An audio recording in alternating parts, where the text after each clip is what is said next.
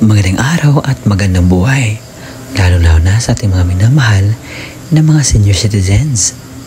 Ako po pala si Ruel Mendoza Tanyo at sa araw po na ito ay may dadala akong magandang balita na mangyayari sa September 15, 2025. Ano ito?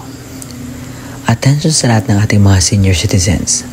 Social Pension Payout Schedule September 15, 2025. Ating alamin ang buong detalye sa balitang ito. Ang malalaman ninyo na content sa ating or context sa ating vlog. Una, mga lugar kung saan may magaganap na payout sa Social Pension for Indigent Senior Citizens. Pangalawa, anong oras po magaganap? Pangatlo, saan po magaganapin or ang payout venue? Pang-apat, ano ang kumpletong detalye ng requirements? Panglima, mga dagdag kaalaman na dapat ninyong malaman. At inaanyayan kita na tapusin mo ang video nito hanggang sa dulo na sa gayon makuha mo ang punto ng video kong ito. At kung gusto mo ang itong content na pinag-uusapan ang payout ng ating mga senior citizens, benefits ng ating mga senior citizens, at iba pang magandang balita patungkol sa ating mga minamahal na senior citizens, ay isubscribe mo na ang aking YouTube channel dahil araw-araw po ako nag-upload ng magandang content para po sa ating mga minamahal ng mga senior citizens. Kaya naman, pagkatutukan at i-bell notification na para maging updated ka sa mga videos na i-upload ko pa dito sa aking YouTube channel. At may assure ko sa inyo na lahat po ng aking mga ginagawang vlog ay totoo po at may resibo. Kaya naman, pagkatutukan, kunin ang mga impormasyon na dapat mong malaman at ngayon ilalahad ko na, ibibigay ko na ang kumpletong detalye sa balitang ito. Pakinggan. At sa puntong ito, atin nang himay-mayin at ipaalam sa inyo. Ang una sa ating listahan na may magaganap na payout sa Social Pension for Indigent Senior Citizens ay ang probinsya ng Occidental Mindoro sa munisipalidad ng Looc. Sa September 15, 2025, ito yung mga kumpletong detalye.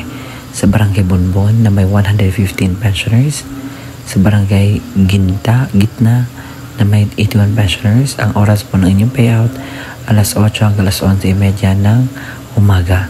At sa Municipal Gymnasium po ang inyong pong lugar kung saan kayo mag-payout. Sa Barangay Kanluran na may 62 pensioners, alauna hanggang alas 4 po ng hapon ang inyo pong inaasam-asam na payout sa Social Pension for Indigent Senior Citizens. Kaya naman, pagtutukan ang susunod na lugar na aking mention ngayon dito sa aking vlog. Sa Butuan, sa September 15, 2025, alas 9 ng umaga po ang inyong payout na may 130 pensioners. Ang pumunta na po kayo sa Barangay Bubon, Covered Court City, Butuan. Ang kasunod dyan ay ang Barangay Maras dahil sa September 15 po, yan po ang araw po kung kailan kayo mag-payout at ang oras po ng inyo pong payout ay alauna ng hapon at sa opisina po ng Senior Citizens or MSWDO po. So, naka-indicate din dito lahat ng mga pangalan po nakalista sa social pension. Sa mga lolo at lola po natin sa Barangay Manoyo Ono, hindi makapunta sa payout sa ating mga senior citizen social pension sa dating na September 15, alas 12 po ng tanghali. Maaari po kayong kumuha ng Barangay Hall ng Authorization 4 galing sa CSWD OSCA Office. Sa Iloilo, sa September 15, 2025 ay may meron po magaganap na payout sa mga barangay po nakasali po. Paki-update lamang po ng inyong barangay kung ano na ang ganap ng inyong social pension nang sa gayon po ay mayroon kayong idea kung ano na ang nangyari. Sa September 15, 2025 AM, ito yung mga barangay na mag-payout. Teller 1 at saka Teller 2. Una natin Teller 1 sa Barangay Agdum na may 47 pensioners, Barangay Aguian 47 pensioners, Barangay Bakawan 67 pensioners. Barangay Bacolod, 56 pensioners. Barangay Bagong Bayan, 69. Barangay Banan, 50 pensioners. Barangay Bugtong na Ulid na may 27 pensioners. Sa Teller 2 naman, Barangay Maduyo na may 10 pensioners. Barangay Banga na may 30 pensioners. Barangay Banuyaw na may 77 pensioners. Barangay Baybay Norte na may 133 pensioners. Barangay Benavista Norte na may 41 pensioners. Barangay La Consolacion na may 31 pensioners. Barangay Fundasyon na may 20 pensioners. Sa Teller 3 naman, ang Barangay Mabayan na may 16 pensioners. Barangay Banglada na may 34 pensioners. Barangay Baybay Sur na may 67 pensioners. Barangay Kiraya Norte na may 131 pensioners. Barangay Lacado na may 52 pensioners. Barangay Lanutan na may 46 pensioners. Sa Teller 4, Barangay Awang na may 15 pensioners. Barangay Bilin na may 10 pensioners. Barangay Gibungan na may 26 pensioners. Barangay Kirayan Sur na may 103. Barangay Naulid 63, Barangay Ubos Ilaya 67 pensioners. Sa Teller 5 and 6, Barangay Kabalunan 27 pensioners. Barangay Buluho 18 pensioners. Barangay Bulacaway 23 pensioners. Barangay Kabangkalan may 18 pensioners. Barangay Igtuba 81 pensioners. Barangay Kirayan Takas may 113 pensioners. Barangay Tigbagagay may 26 pensioners. Barangay Igporo Barir 38 pensioners. Sa Teller 6, Barangay Kadulan may 67 pensioners. Barangay Bugtong Lumangan may 35 pensioners. Barangay Igbita na may 25 pensioners. Barangay Igsuligay na may 70 pensioners. Barangay Iloig Barangay Ilog na may 25 pensioners. Barangay Malagyan na may 26 pensioners. Sa Barangay Covered Court na Santa Lucia, Sablayan, Occidente Mindoro, meron magaganap na payout sa inyo alauna po ng hapon na may 290 beneficiaries lang po ang makakatanggap ng para sa ating mga minamahal ng mga senior citizens na may payout sa social pension for Hindanian pensioners. Kaya naman sa Barangay Masikap, actually ito galing sa Barangay Tanuan, Real Quezon. Sa Barangay Masikap may 5 pensioners. Barangay Maunlad at Barangay Bagong Silang, Barangay Liavak. Yan. So sa Barangay Masikap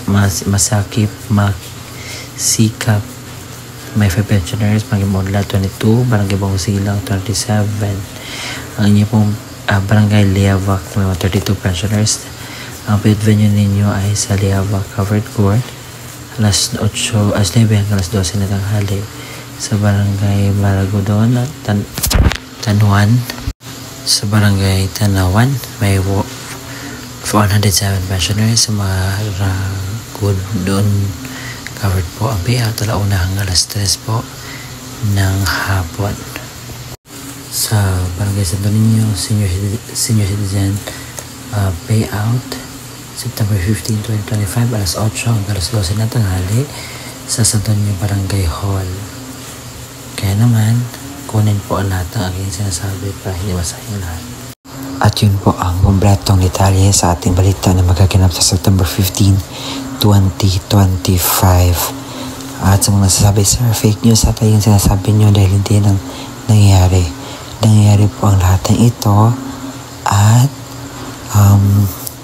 may resibo pa nga akong dala para po mapaalam sa inyo kung ano na ang magandang ganap ng social pension payout.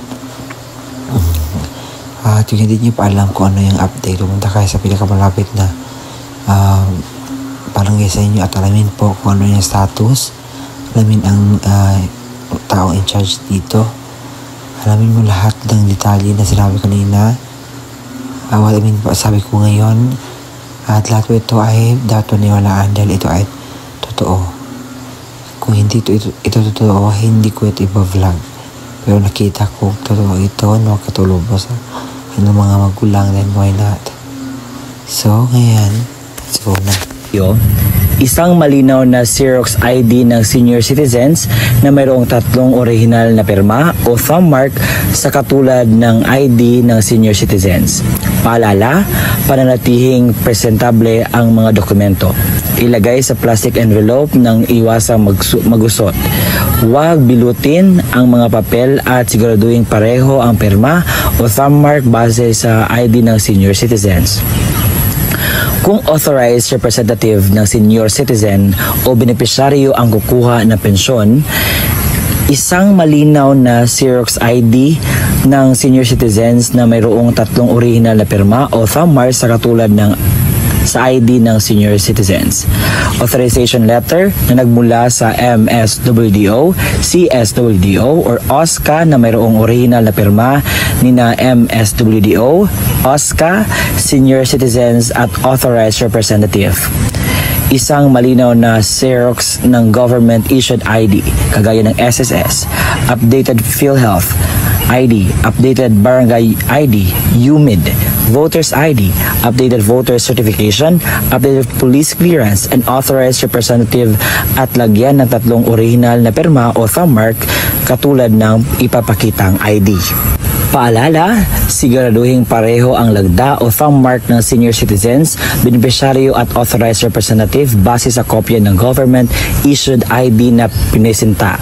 Kompletuhin ang mga hinihinging lagda, thumb marks sa authorization letter, iwasang magusot at huwag bilutin ang mga dokumento. Kung namatay na ang benepisyaryo, isang malinaw na Xerox ID ng pensioners. Warranty letter na nagmula sa MSWDO, CSWDO o OSCA na may pirma ni MSWDO. Xerox ng death certificate ng benepisyaryo na may mayroong serial number. Isang malinaw na Xerox ng government-issued ID, kagaya ng SSS, updated PhilHealth ID, updated Barangay ID, UMID, Voters ID, updated voter certification, updated police clearance ng authorized representative at lagyan ng 3 original na pirma o thumb mark katulad ng ipapakitang ID. Paalala, kompletuhin ang mga hinihinging lagda o thumb mark sa warranty letter, iwasang magusot at huwag bilutin ang mga dokumento. Kung wala ang death certificate, kailangan na certification mula sa MSWDO, CSWDO na nakasaad ng pagpapatunay na ang benepisyaryo ay patay na at kasalukuyang inasikaso ang death certificate. Ito yung mga pwedeng sundin na estratehiya. Ang pagbibigay ng pensyon sa mga benepisyaryo ay per barangay o clustering per barangay upang maiwasan ang pagkakaroon ng maraming pagsasama-samang mga tao. Gawing sunod-sunod ang pila hanay ng mga benepisyaryo base sa numero or payroll number na ibinigay upang maiwasan ang pagkakaroon ng pakiusapan, sangat at lalo higit ay mas mapadali ang daloy ng pagbibigay ng pensyon sa mga benepisyaryo. Pagdalahin ang mga benepisyaryo ng kanyang itim ballpen upang maiwasan ang paghihiram. Magtalaga ng isang staff na maaaring tumulong sa paymaster upang mapadali ang pagbibigay ng pensyon sa mga benepisyaryo. Lagyan ng numero ang Xerox copy ng ID upang mas mapadali ang paghahanap sa payroll. Mga paalala, maglaan ng malawak na space para sa pagdadausan ng payout at ng upuan para sa mga benepisyaryo ng programa. Maglagay ng madaming kopya ng certification of same person sa bawat lamesa na upuan ng mga paymaster at siguraduhin may lagda ito ng MSWDO at CSWDO. I-check ang mga lagda o perma sa mga dokumento kung orihinal o kompleto. Dagdag paalala, dahil laganap na po ang monkeypox dito sa ating lugar, sa ating bansa, ito po yung dapat nating gawin at bilang advice ko na rin sa inyo. Una, kinakailangan po magsuot tayo ng face mask. At pangalawa, kinakailangan pong mag-social distancing. Pangatlo, kinakailangan po magdala tayo ng sariling alcohol natin na sa gayon ay manatiling safety po. Dahil alam natin na ang mga senior citizens ay medyo kinakailangan ng pag-care at yun po yung mga suggestion ko. At sa pag-payout naman, kinakailangan na mahinahon po. Sumunod lamang po sa alituntunin ng payout nang sa gayon ay wala po tayong problema, aberya o ano man pong pwede mangyari. At pumunta lang po kayo sa araw mismo ng inyo pong payout. Huwag po kayo mag-advance na pumunta doon dahil po kung sino yung nakaschedule talaga, yun naman po ang makakuha ng kanilang payout. At kinakailangan kumpleto din ang requirements pagpunta doon. At kung kinakailangan ninyo ng tawag dito, kasama or assistant, so pwede niyo po magdala. At yun po ang vlog natin for today na sana'y nakuha na niyo po ng aral. Maraming salamat sa panonood. Bye-bye and see you again next time. Muli, ako po si Ruel Mendoza Tanyo.